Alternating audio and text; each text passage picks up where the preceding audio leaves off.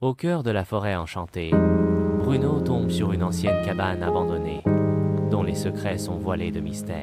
Sous une planche usée, Bruno découvre une carte au trésor, allumant une étincelle d'aventure dans ses yeux.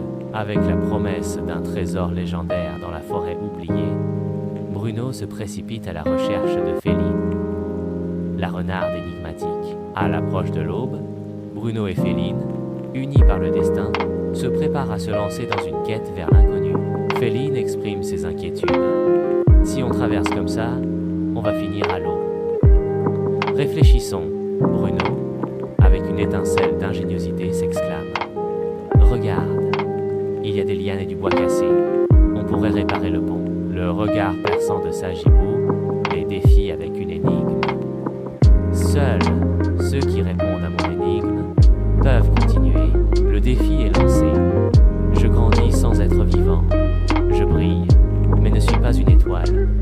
Et je peux réduire tout en cendres.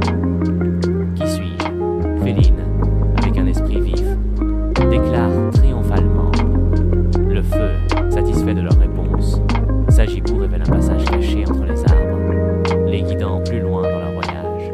Bruno tente d'affronter le serpent, Serpentus, mais le gardien est trop rapide, sifflant. Nul ne peut toucher au trésor de la forêt oubliée. Féline, avec un éclair de génie, utilise un miroir trouvé au cours de leur voyage pour réfléchir la lumière du soleil, aveuglant Serpentus et créant une opportunité, aveuglé et désorienté. Serpentus perd pied sur une pierre, s'éloignant en rampant avec un sifflement de colère, laissant le trésor sans surveillance. Bruno déclare: ce n'est pas un trésor ordinaire.